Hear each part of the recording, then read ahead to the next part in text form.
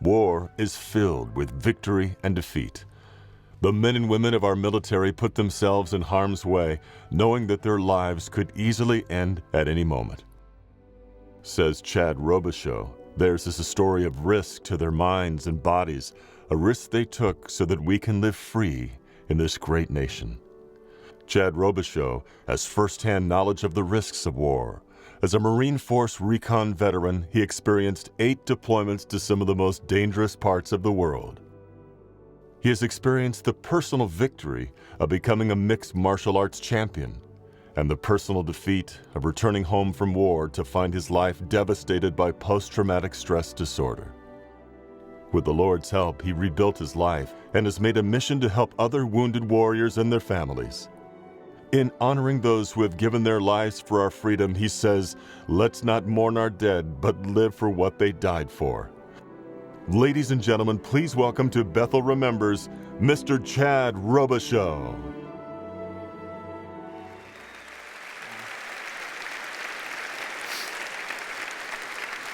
Thank you all so much. So, Pastor, I need a few minutes after the last segment. It's a very emotional day for me as well. But San Jose and Bethel Church, Pastor Allen and Valerie, thank you so much for all you guys have done for us. I couldn't have even dreamed of a better way to honor this day. Thank you. Thank you. And on behalf of my fellow veterans, the family members and spouses, the Blue Star family members, and the Gold Star family members, coming here today and speaking in front of you is more intimidating than standing in front of the enemy. I truly mean that. It is. It was a challenging week for me to prepare for that, but you deserve it, and I owe it to you to stand up here and try to honor your loss and your sacrifice to this country by talking here today. So thank you for having me, and I hope that my message will be able to speak to your hearts and be able to take you one step further to understanding your loss and towards your own healing. Last week, I was honored with the enormous privilege to be in Yuba City and speak before the opening of the War on Terror wall. And I didn't even know the number, but I was standing there before 6,654 names. 6,654 names of those who lost their lives in the war on terror in Iraq and Afghanistan. And as I stood amongst those names, many people asked the question of why. Why such a loss? It's a big price to pay for freedom, which is most people would answer that question, why? It's for freedom. I would also say, as one that's went abroad, 8 tours in Afghanistan, and got to see some other countries besides Afghanistan and see what oppressed people live like, I would say it's not just for our freedom, but for the freedom of those as Americans that we stand up for against those oppressed by terrorists and dictators and religious radicals around the world, for their freedoms as well. But when I meet many of you in the lobby and that day speaking at the War on Terror wall, so many people thank me for my service, and as I'm being thanked, I think the same question. Some of the friends I lost, one of my best friends, Foster Harrington, his name was on that wall. A few other guys I could mention. But Foster and I were friends for over 10 years. My kids knew him, my wife knew him. We served in the same unit for 10 years. And why did he have to pay with his life? Why did his parents have to give up him as a son for this thing of freedom? Is it worth it? It's the question that we all ask. Sometimes we don't want to say it out loud. Well, I believe I came home from Afghanistan in one piece. I believe I came on the other side of this thing called PTSD to be able to stand here and tell you on behalf of my friends, myself, and those 6,654 names that it is worth it, and that America's worth it, and absolutely you are worth it. These kids that stood up here, while they stood up here,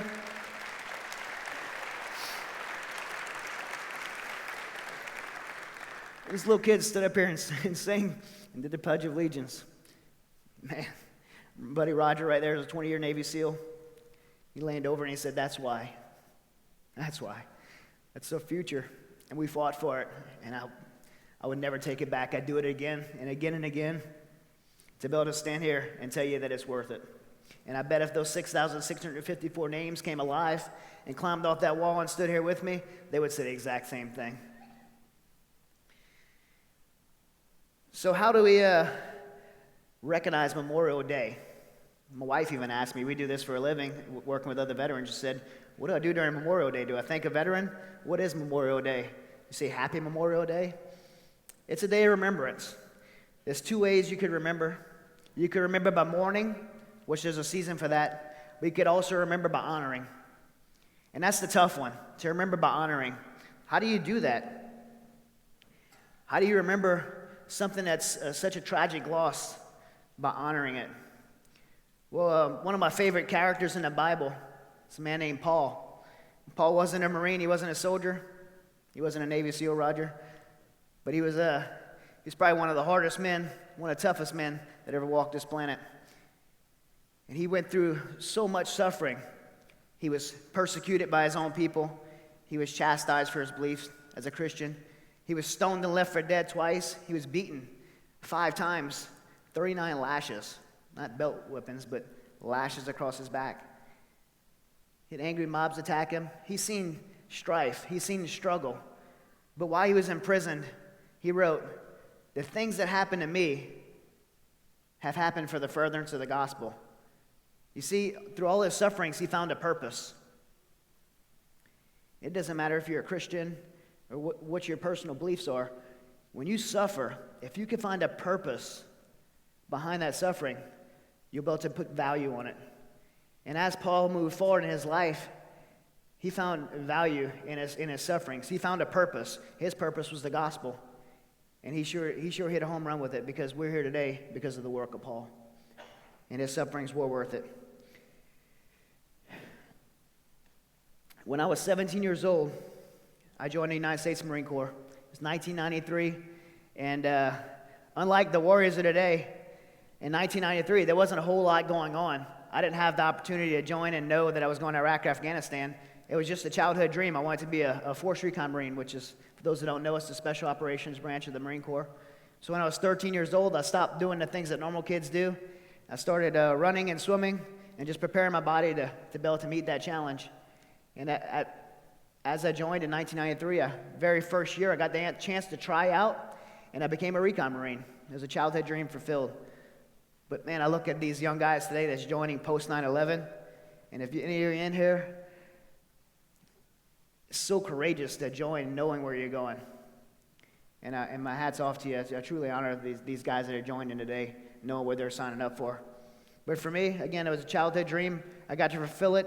I went to nothing but schools my first 4 years, and 10 years later, I had trained and didn't have any wars come up. And I was really craving for that, right? It's a kind of weird thing to say on Memorial Day, but I was craving for the opportunity to go and do what I was trained to do. I wanted something to happen so I could go defend my country. You ladies will understand when I say this, it's like having a really nice dress and no place to go. Right? You just want to wear it. I just wanted to wear it. I wanted to go out and do what I was trained to do. And man, when 9/11 happened and those planes flew in those World Trade Center buildings, I remember watching the news and knowing that my life was going to be different. And it was. I got that opportunity to deploy. In fact, like I said earlier, I deployed 8 times. I got more than what I asked for. But I was really, really proud to be able to serve in that way. But I didn't understand, and no one had prepared me to understand what combat was going to be like. I was prepared to do it, but didn't understand the impact it would have on me and my family. See, I was a Christian man before I went to Afghanistan for the first time, and I am again now. But in that period in between, I got really confused and lost what I would say was my humanity. I thought to defend my country, I had to trade my humanity and my Christianity to be able to do my job. I didn't think the two worked together. It was a very confusing time for me. So I had to make a choice, and I chose to lay that aside, lay the things that I believed in aside, and do this job for our country. Many men struggle with that today, as many Christian men. They think they have to sacrifice their masculinity to be Christians. What a big lie that is, right? we could be the warriors we were designed to be. We could be the leaders we were designed to be and still love God. How I wish I would have knew that back then.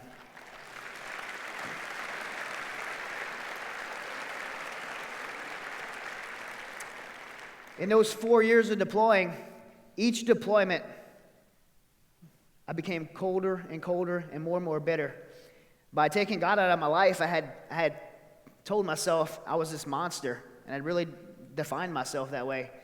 And my wife, who I've been married to for 18 years now, and my 3 awesome teenage kids, they were in one world and I was in another. And I had become more comfortable in another world. I would come home, I would land at the airport, and my wife would come pick me up, and within an hour of being home, I already wanted to be back in Afghanistan because I just wasn't comfortable being in that environment. I didn't feel like I belonged there. I felt like if they ever could find out who I was, what I was doing, the choices I was making, that they would identify me as that same monster I had painted myself out to be. So I started trying to hide from them. I started disassociating myself and isolating myself from them. Brick by brick, I built a wall between them over time. And eventually now I look back and realize I was just in a prison cell that I had built myself inside of. Everybody who was close to me, everybody who loved me or could have had the right accountability over me to help me, I had totally isolated out of my life. And it was a bad spot to be in. It was a destructive spot. And I was headed down the road of destruction, and I didn't even know it. My very last deployment, before I got on the plane, I looked at my oldest son. He's 16 now. His name's Hunter. And when I looked at him, something inside of me just told me I would never see him again. And I remember praying, probably the toughest prayer I ever prayed in my life was that he would have a father that would be able to replace me to raise him. And I grabbed my gear and I got on a plane and I went back to Afghanistan. And it was more than I could bear. I don't even remember the last 2 weeks of my deployment there. It was kind of just a blank space in memory. And I was brought home and a doctor told me I had PTSD. This was in 2007. I come from working around all special forces guys, and everybody's really tough and cool. And to say that you're struggling with something like that is dishonoring, and you're ashamed. So the word PTSD, I didn't even know what it meant. And I mean that seriously. I really didn't know what PTSD meant. I had never heard of it before. When the doctor said, "Chad, you have PTSD," I literally thought it was something I contracted. I ate a lot of local food there, so I was like, man, that's something I caught. So I thought I had something wrong with me. So the doctor could just give me a shot for this, and I could head back in a plane and go back to work. No, it's called post-traumatic stress disorder. And Dave Reaver, if you guys know Dave Reaver, he's a great friend of mine, one of my mentor and friend. He always says, "I'm not disordered, I'm just short." And I'm okay with that. I'd rather be short than disordered. In fact, I hate the word disordered, and I call it post-traumatic stress. You see, the clinical people, the psychologists who named it post-traumatic stress disorder, they also defined it. They said it's the body's normal response to an abnormal situation. Your body's normal response. So if it's a disorder, how could the normal response be disordered? It's a kind of an oxymoron. And I don't personally think I'm disordered because I believe I was created, and I believe I was created perfectly. And if my body responds normally to something, well, I'm not disordered at all. But again, it took me a long time to come to that conclusion. I didn't remember my buddy Foster and some of my other buddies by honoring them. I remembered them by mourning longer than I should have. I was very sad to be alive. I felt selfish that I had survived and they didn't. I felt guilty for not just soldiers but innocent Afghan people that died because of me. And it was something that I didn't want to live with. Over that time, that bitterness and coldness drove my family further apart. I had something the counselor had recommended I did, and my wife recommended I did, was go back to something I enjoyed. And the one thing I enjoyed was wrestling and jiu-jitsu. Jiu-jitsu is a wrestling-based martial art, and I did it my whole life. Before going to Afghanistan, I had even competed professional as a mixed martial artist, mixed martial arts fighter. So it was something that I figured I'd try to do, and when I went on those mats and grappled, the very first time I grappled, the endorphins released in my body, and I felt good again. I couldn't think of Afghanistan when I was grappling because if anybody's ever wrestled before, you know, when you're wrestling, if you're thinking about something else, well, your buddy's going to choke you, so you got to pay attention. So it was something that really kept me focused, and it was something I could do that was healthy for me. But like any good drug or medicine that a doctor would give you, you could abuse it, and that's what I did. I would spend 10 hours a day on those wrestling mats, training, and then I started having success in it. I started competing again as a professional fighter. You've seen some of the pictures. I'm 19-2 as a professional. I'm told I have the best finishing record in the whole sport. I had won a world title belt. I fought in Strikeforce on Showtime and Bellator on MTV, and tons of great accolades. My gym that I was teaching at, I had almost 1,000 students. But underneath that big fake facade, because that's really all it was a fake facade, you still had a broken man and a broken family that had never healed from Afghanistan and the things that I was putting my family through. And it all would come crashing down when me and my wife would separate, and she fought so hard for us. But we separated. We sold our home, the home that my kids were growing up in. We had barbecues in the backyard. My little kids swam in the pool, and they were going to leave from finish high school there, and we sold our family home. It was our dream home. And we separated and I went to live in an apartment. My wife and my kids lived in another apartment. It was it was sad. It was like separating from somebody that you truly consider you're one with is like tearing your flesh off your body. I felt like I lost part of me. And my wife, she just continued to fight for us. And one day she came up to me and she said, how could you go to Afghanistan and fight for your buddies and go fight for people you don't even know? And she's seen me fight for these, train for these fights. I trained like 3 months for these fights, guys, and I lose like 35 pounds. Like it takes a tremendous amount of discipline to lose 35 pounds to make weight while you're training for a fight. She's seen me do that, and yet she sees me not putting anything in our family. A lot of you wives know what I'm talking about when you see your husbands, fighting for that promotion at work, or everything's just a little bit above the family. But yet when it comes to the most important things, you don't put everything into it. That's the challenge she gave me. She said, you're fighting for all these other things. And her words were, when it comes to us, you'll quit. Now, one, she was absolutely right, and I don't like being wrong. And two, man, she called me a quitter, right? And I don't like being called a quitter. So she presented me with a challenge, which if she could have went back 3 years, she would have probably did before, to know that kind of had some button to push on me. She challenged me. And, I didn't know how to put the pieces back together, but I knew it was the right thing to do. And the two things I did know how to do is I knew how to fight, and I knew how to win. I did it to become a recon Marine. I did it to survive Afghanistan. I won plenty of shiny medals and gold belts that are sitting in my closet right now collecting dust. They're important things to me, but they're not as important as the things that are most important in my life. My faith, my family, my health. I wasn't fighting for those things. She was absolutely right. I had quit on them. I see it with so many of veterans right now. We have 22 suicides a day. 22 a day. 90% divorce rate. These are men that were warriors, trained by our military to be leaders. They go to Afghanistan, Iraq, and they fight, and they win. And they come home, and they quit. They sit on their couch and quit. And then when it gets too hard, they take their own life. That's the biggest statement of quitting there is. So I had a challenge, and I had to decide, how would I take the things that made me successful in my professional life, that helped me achieve all the goals of my professional life, and put them into where the things that mattered most? How could I put that to restoring my faith? How could I put that into restoring my family? I didn't know the right answers. I didn't know what to do. There's been plenty of times in my life I didn't know what to do, but I had succeeded. One time I was in Afghanistan. I was on a Jalalabad road going into Kabul, Afghanistan.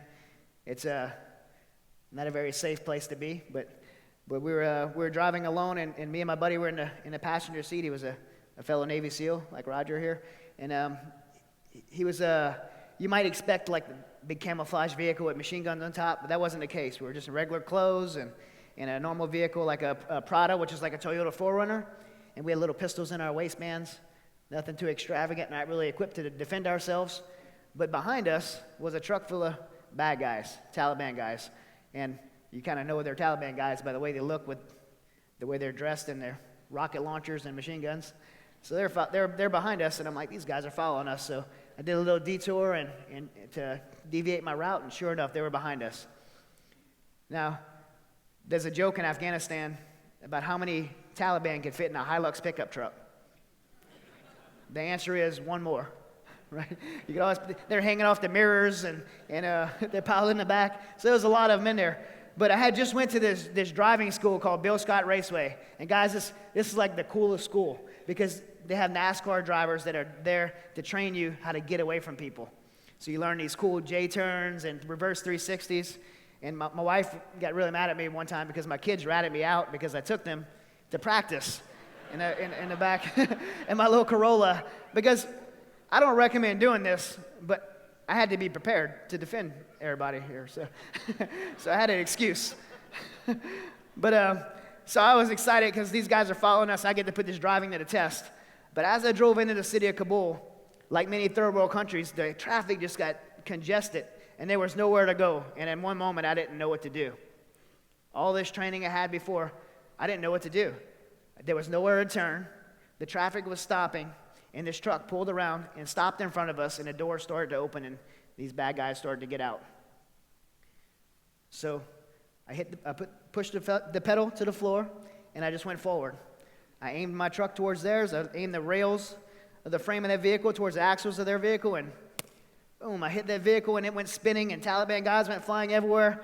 And there was a little policeman in the road, and he had a little whistle, and he's like, beep, beep, beep, blowing it for me to stop. But I was on a roll now. I already hit something, so I'm aiming towards him, and he's like, beep, beep, beep, and waving me through. And man, we got out of there, and I have no idea what those guys wanted. But I'm sure it wasn't anything good. But the one thing I learned from that story was when you don't know what to do is to move forward. And in my life and my family at that time, I was clueless of what to do. But I knew if I moved forward and put the right guys around me, that I would be okay. And here we are today, and we are. And it wasn't until that we went back into church, a church just like this one, with amazing people just like I met here, who were there to stand by me and carry me through it. People of accountability. Because what I did, and this is really important for the men to hear, is what I did is I had systematically removed anybody of accountability out of my life.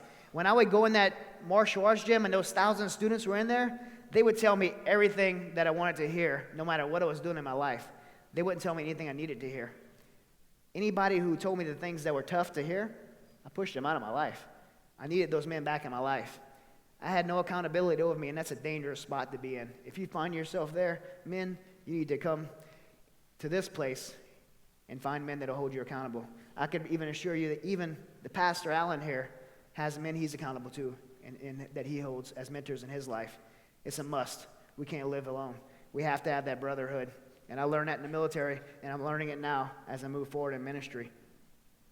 So as I move forward in that, I would come to learn that all the pills the VA gave me, the counseling I had, that nothing would replace the healing power of Christ in my life.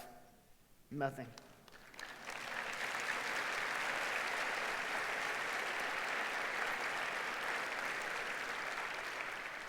When I learned that, I started seeing these other guys on 18 prescriptions a day for PTSD. We had a guy just recently, all his teeth fell out just from his prescriptions from PTSD.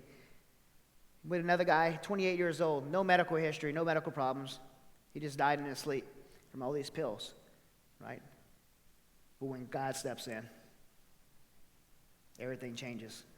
And I've been able to take what I learned in my life, just like Paul took the sufferings and the struggles he went through and used it for his cause, for Christ. I've been able to take those things that happened in my life and the struggles I went through and use it for others. I look back now at the struggle we went through, and I'm like, man, it all had a purpose, because I get the opportunity and the privilege to work with other veterans coming home and show them the path that I busted through the brush and found that path and said, all right, it's this way. This is the way to victory. Come on, guys. And one of those guys that we got to do that for is here today, and now he's doing it for other people. His name's Rusty Brooks, and I want to introduce him. Come on up, Rusty.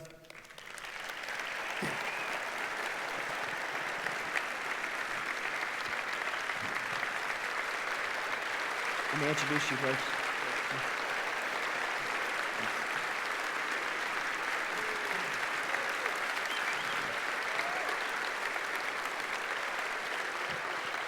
Rusty Brooks was he was the 1st Battalion, 7th Marine Scout Sniper Platoon in Iraq, and he is a true American hero in Iraq, and then now even more so for what he's doing for our brothers.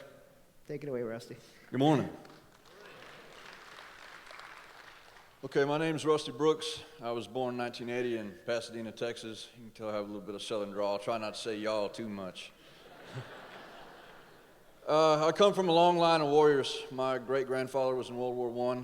My grandfather was a machine gunner in World War II in the Marine Corps. My dad was in Vietnam. He was a crew chief in the Air Force. And then when I was 8 years old, I decided I was going to be a Marine like my grandfather.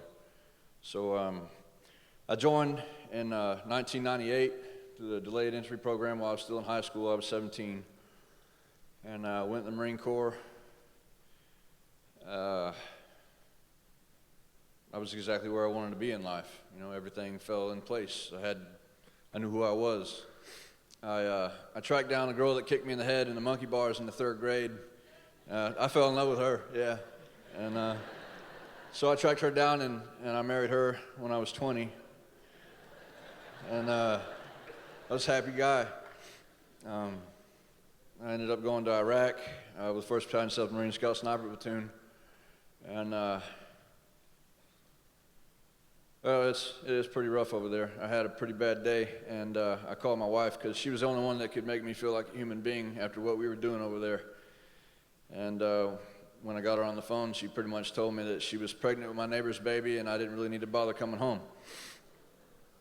And that put a real deep hole in my heart. I mean, people talk about crying themselves to sleep, kind of hurt, but I used to wake up in the middle of the night crying. I used to hide from my platoon and stuff like that. I didn't want those guys to see how messed up I was.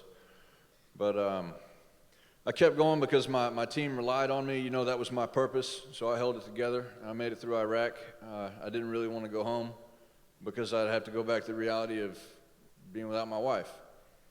But I ended up going home. And what I didn't mention about all my fathers before me is that after war, they all became alcoholics. That was the template that I had to follow. So I got a job as a bartender and a bouncer in a bar, and I was around liquor all the time. And I tried to fill that hole in my heart with liquor and with women and with hate and everything that I could try to fill it with. And nothing ever really worked.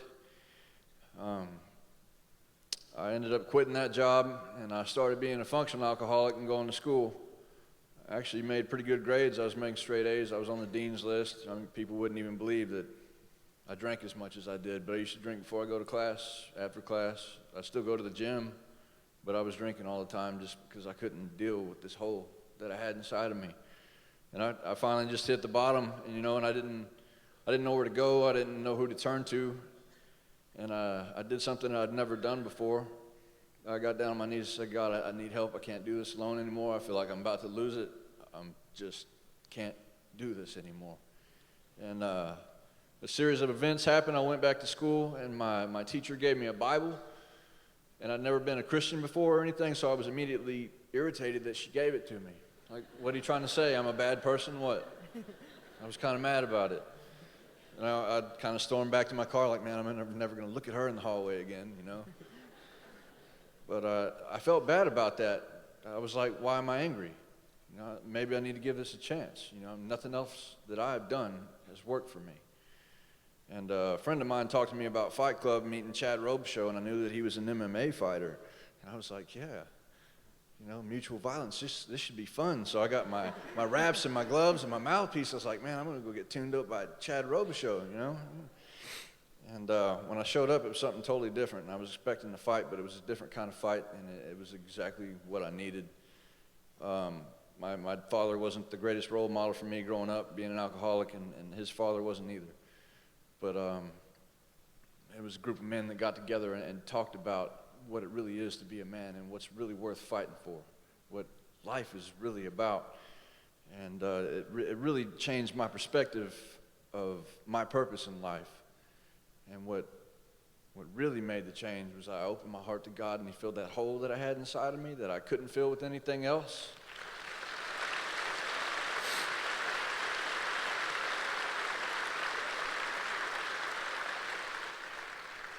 And he gives me the strength to stand up in front of people like you and tell my story, and to stand in front of other men that have gone through the same kind of hurt that I have and share my story, and through that be able to help people. So thank you for being here.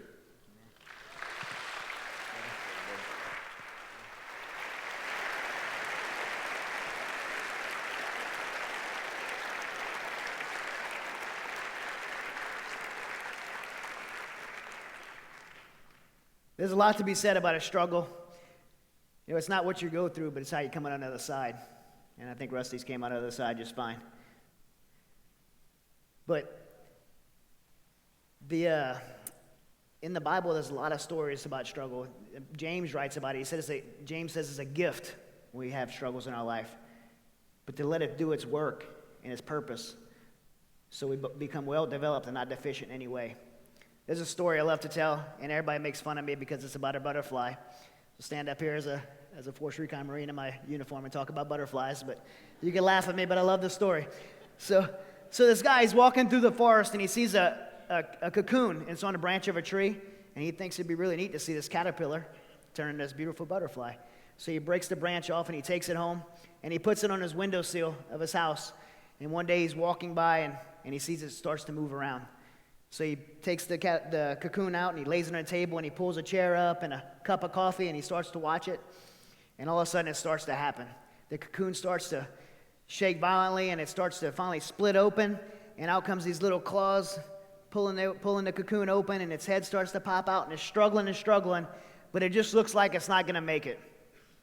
So the man picks up the cocoon, and he tears it open, and out comes this beautiful monarch butterfly, spreads its wings, and it falls on the table and dies. Right? Sad, right? It was a struggle.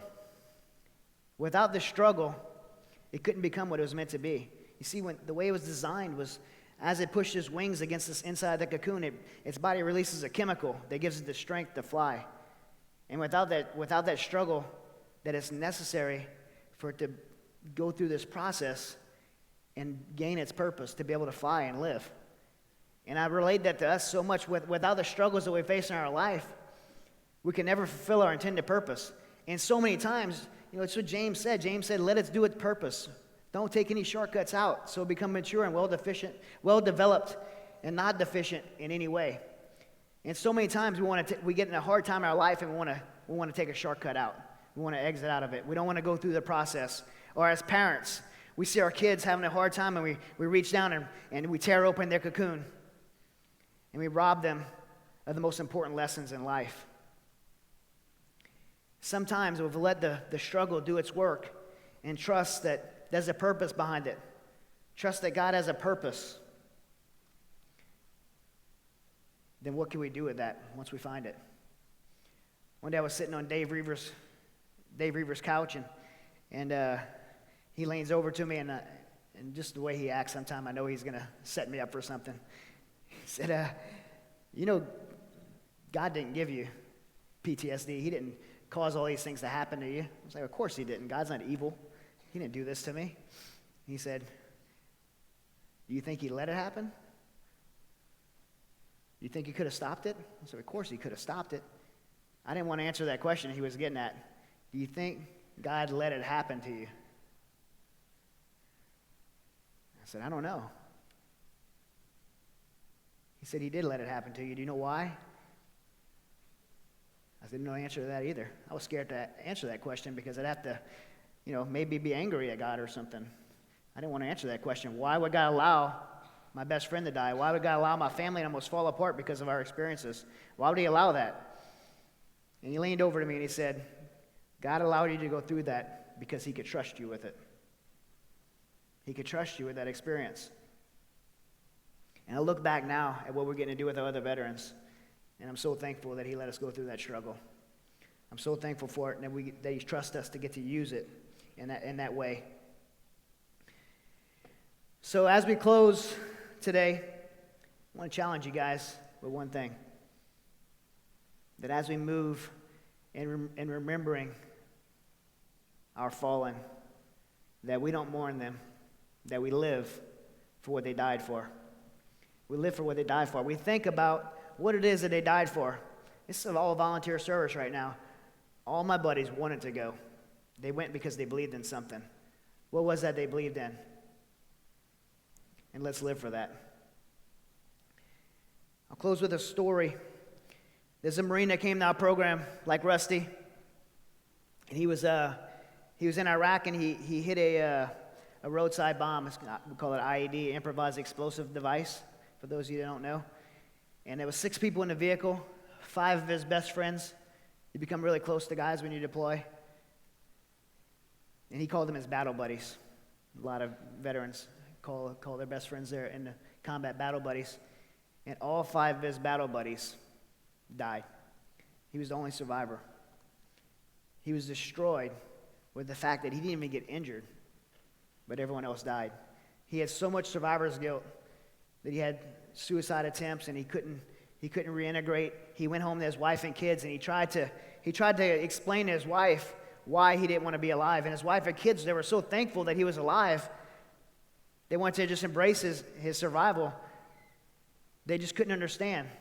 So one day, in this fit of confusion and desperate attempt to show his wife the survivor's guilt he was feeling, he took his sidearm, and he took his family, and he barricaded all of them in a room.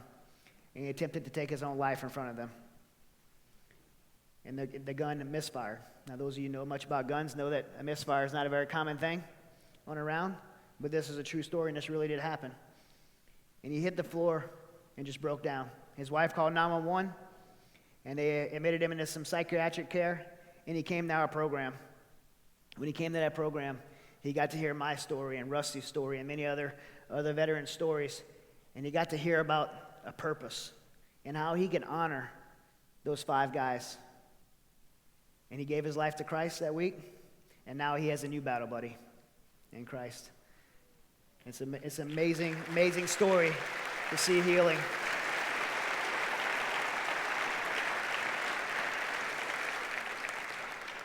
And if it would be okay, if you guys would just honor me with the privilege to be unable to pray with you guys, I would ask that if anybody here feels like in their loss, they lost their battle buddy, or maybe even just lost your way, anything in this story connected with you, if there are any struggles in your life that you feel like you just need purpose in, I can tell you where that answer is. The answer's in Christ, and he has that. And maybe today he could be a new battle buddy for you. So if every head bowed, please. Lord, I just pray today that you could help us to recognize and honor those who have fallen for our freedoms, the very freedom that allows us to be in here today and worship you, the very freedom that allows us to recognize our fallen. Lord, I pray that we can honor them and remember them by the way we live and the way we live out the things that they sacrificed for. And Lord, I pray that all of our struggles that we bring to you, that we can lay them at your feet and know that you'll carry them for us. Lord, I pray for all the sins in our life. We ask that you forgive us for them, and that you'll come into our life. I believe, Lord, that you died for us on that cross to cover our sins, and I believe that you have laid a path ahead of me. And that path is a path to victory. In any other path I choose, Lord, there is no my way. It's only the enemy's way. There's one path, and you laid it before me. And I pray, Lord, that you show me that path, that you light the next step for me so I know where to step and move forward towards you. I pray that you'll do that for me, Lord. And I give my life to you once again here today in front of all these people. And I pray that anybody out there that's praying this prayer for the very first time is saying these words, that I give my life to you, Lord. Thank you. In Jesus' name, amen. Pastor, can you come on up? Thanks so much, guys. Thank you. Thank you, Pastor.